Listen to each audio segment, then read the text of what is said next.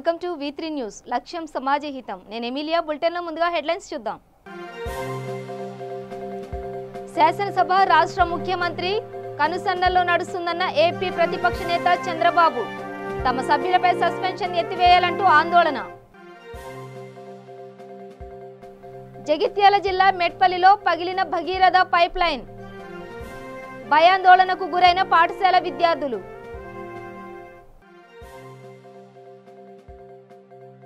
కర్నూలు జిల్లా పత్తికొండలో చిరుతపులి సంచారం. విస్తృతంగా గాలిస్తున్న అటవీ అధికారులు.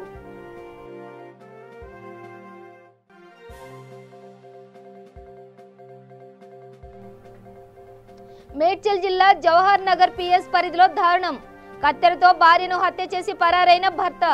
కర్నూలు జిల్లా పత్తికొండ మండలం గుండుతాండా గ్రామ సమీపాన నిన్న అర్ధరాత్రి కుక్కపై దాడి చేసిన చిరుత సమాచారంపై స్పందించిన అటవీ శాఖ అధికారులు చిరుతపులి సంచరించిన ప్రదేశాల్లో రాత్రి సమయంలో గస్తీ నిర్వహించి గ్రామస్తులతో పులి ఆనవాలను అడిగి తెలుసుకున్నారు.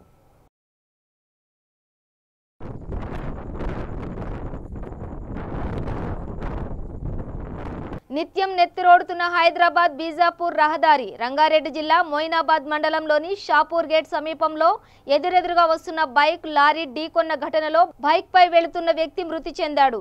లారీ అతివేగమే ప్రమాదానికి కారణమని తెలుస్తోంది. మృతుని వివరాలు తెలియాల్సి ఉంది. లారీ డ్రైవర్ పరారీలో ఉన్నట్లు తెలిపారు మొయినాబాద్ పోలీసులు.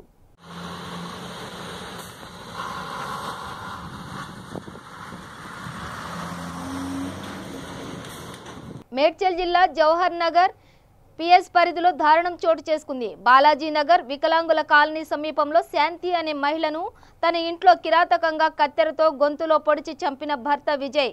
హత్య అనంతరం అక్కడి నుండి విజయ్ పరారైనట్టు స్థానికులు తెలిపారు. విషయం తెలుసుకున్న పోలీసులు ఘటనా స్థలికి చేరుకుని వివరాలు సేకరించి దర్యాప్తు చేపడుతున్నారు. హత్యకు గల కారణాలు తెలియాల్సి ఉంది.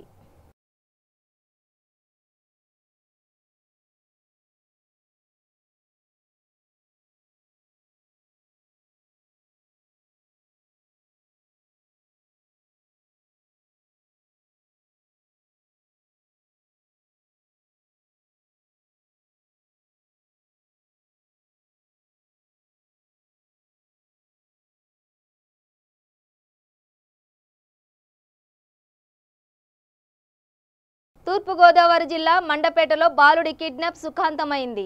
జషీత్ను కిడ్నాప్ చేసిన కిడ్నాపర్లు సురక్షితంగా విడిచిపెట్టారు. బాలుడు జషీత్ను క్షేమంగా తీసుకువచ్చి తల్లిదండ్రులకు అప్పగించారు. సోషల్ మీడియా ఒత్తిడితోనే కిడ్నాపర్లు వదిలి వెళ్లారన్నారు. కిడ్నాపర్లు బాలుడిని తూర్పుగోదావరి జిల్లా అనుపర్తి మండలం కుతుకులూరు రోడ్ మీద వదిలి వెళ్లారు. కన్న కొడుకు క్షేమంగా తిరిగి రావడంతో కుటుంబ సభ్యులు ఆనందానికి అవధులు లేకుండా పోయాయి. తూర్పుగోదావరి జిల్లాలో కిడ్నాప్ అయిన బాలుడికి చెందిన కిడ్నాపర్లు 3వ తారీఖున నిర్వహించిన సీసీ ఫుటేజ్ పోలీసులు విడుదల చేశారు.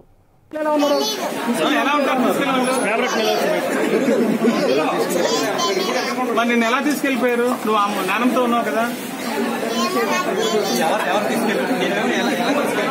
అలా చెప్పాను.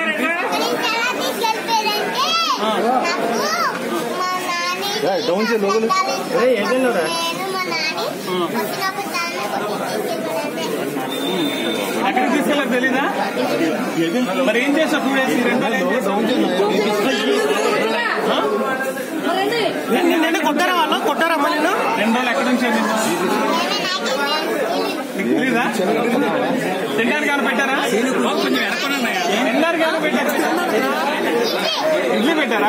జగిత్యాల జిల్లా మేడ్పల్లి పట్టణంలోని మైనార్టీ రెసిడెన్షియల్ స్కూల్ వద్ద పెను ప్రమాదం తప్పింది. విద్యార్థులకు నీటి ఇబ్బందులు ఉన్నాయని పాఠశాల భవనం ముందు బోర్ వేస్తుండగా అది mission Bhagiratha main pipe line కు తగిలి 3 అంతస్తుల ఎత్తు వరకు నీరు ఉవ్వెత్తున ఎగిసి పడింది. అందులో చదువుకుంటున్న విద్యార్థులు హుటాహుటిన భయంతో బయటకు పరుగులు తీశారు. విద్యార్థులంతా ఆర్తనాదాలు పడుతూ ఏడుస్తూ భయంతో బయటకు పరుగులు తీశారు. అక్కడే ఉన్న స్థానికులు గమనించి కరెంటు బంద్ చేయించి విద్యార్థులను బయటకు తీసుకువెళ్లారు. పాఠశాల భవనం పక్కనే కరెంటు ట్రాన్స్ఫారం ఉండడంతో పెను ప్రమాదం తప్పింది. సంఘటనా స్థలానికి పోలీసులు అధికారులు చేరుకుని విద్యార్థులను పక్కనే ఉన్న మరో భవనంలోకి తరలించారు.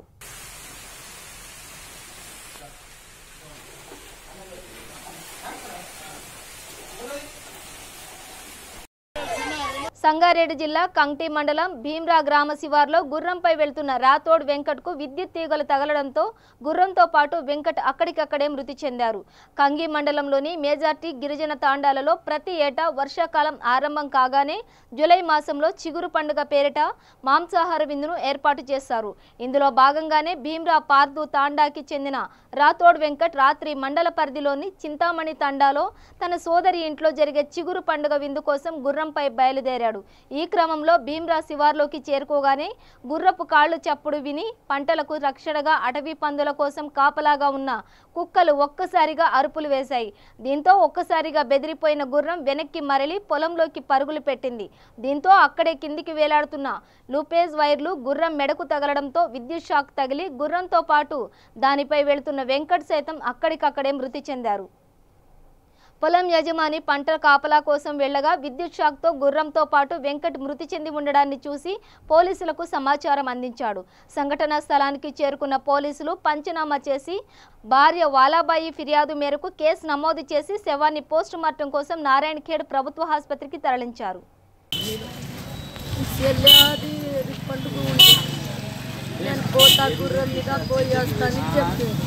చెప్తే పోయి అర్ధ గంట కాలేదు.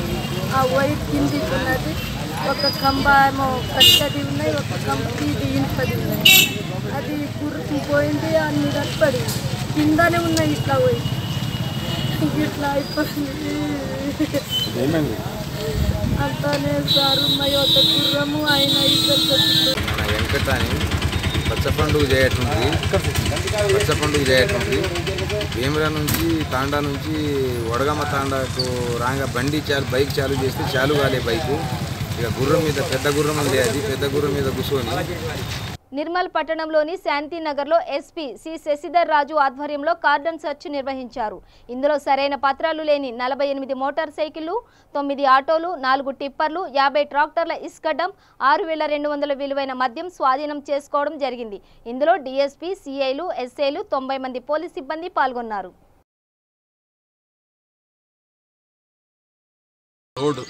శాండ్ డంప్స్ కూడా 5 డంప్స్ కూడా ఉన్నాయి, అది కూడా మనం సీజ్ చేయడం జరిగింది. Sand illegal transportation of sand అది కూడా సీజ్ చేయడం జరిగింది. ఈ ఏదైనా గుట్కా మట్కా ఐడి లిక్కర్ ఏదన్నా కూడా 100కు ఫోన్ చేస్తే వెంటనే మేము దాని మీద చర్యలు తీసుకుంటాము, చట్టపరమైన చర్యలు తీసుకుంటాము.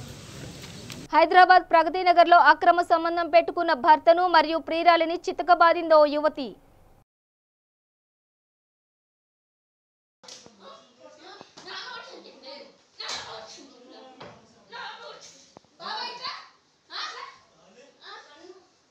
భూ సమస్యలు పరిష్కరించడానికి వెళ్లిన రెవెన్యూ సిబ్బందిని గ్రామ పంచాయతీ కార్యాలయంలో నిర్బంధించారు రైతులు.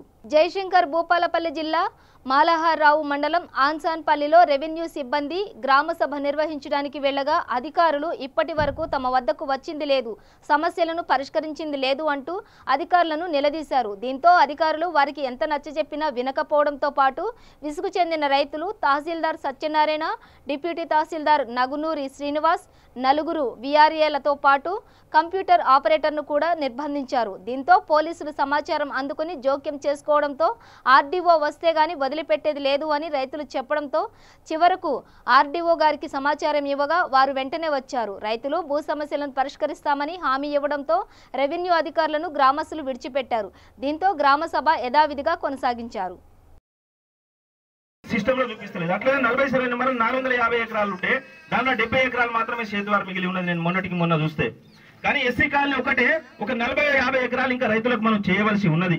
ఊళ్ళో ఇంకా చాలా మంది తప్పిపోయిన వాళ్ళు ఉన్నారు, ఆ సమస్యలు ఉన్నాయి. మేము వస్తే మమ్మల్ని మీరు ఇంకో 10-15 గ్రామ పంచాయతీలా, 10 రెవెన్యూ, 10-12 రెవెన్యూ గ్రామాలే, మీరు ఏటో 10 మంది వస్తారు, ఆ గుంపులో గోయిందం అయితే ఉన్నది.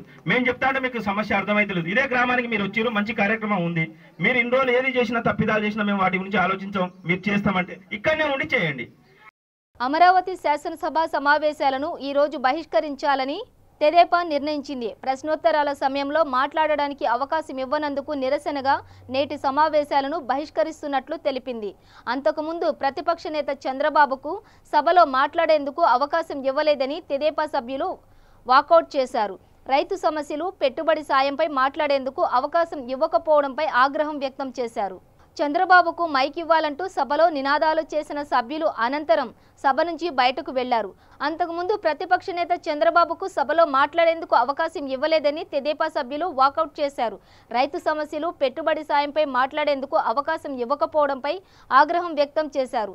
చంద్రబాబుకు మైక్ ఇవ్వాలంటూ సభలో నినాదాలు చేసిన సభ్యులు అనంతరం సభ నుంచి బయటకు వెళ్లారు. అంతకుముందు ఇవాళ అసెంబ్లీ ప్రారంభానికి ముందే సభా హక్కులు కాపాడాలంటూ శాసనసభ ప్రధాన ద్వారం వద్ద తెదేపా ఎమ్మెల్యేలు, ఎమ్మెల్సీలు ఆందోళన చేశారు. తెదేపా అధినేత చంద్రబాబు, జాతీయ ప్రధాన కార్యదర్శి లోకేశ్వర్ సహా పార్టీ శాసనసభ్యులందరూ ఆందోళనలో పాల్గొన్నారు. తెదేపా శాసనసభ ఉపనేతలపై ఉన్న సస్పెన్షన్ను ఎత్తివేయాలని డిమాండ్ చేశారు. ప్రజాస్వామ్యాన్ని కాపాడాలంటూ నినాదాలు చేస్తూ ప్లకార్డులు ప్రదర్శించారు.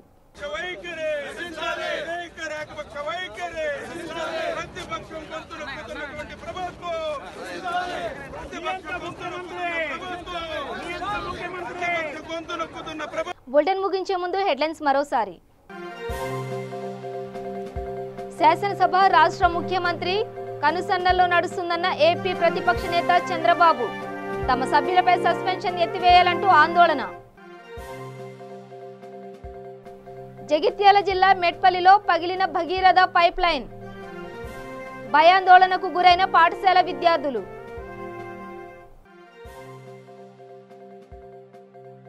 కర్నూలు జిల్లా పత్తికొండలో చిరుతపులి సంచారం. విస్తృతంగా గాలిస్తున్న అటవీ అధికారులు.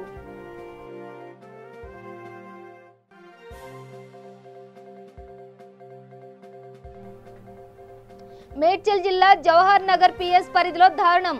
కత్తెరతో భార్యను హత్య చేసి పరారైన భర్త. ఇవి బులెటిన్ విశేషాలు. చూస్తూనే ఉండండి V3 న్యూస్, లక్ష్యం సమాజహితం.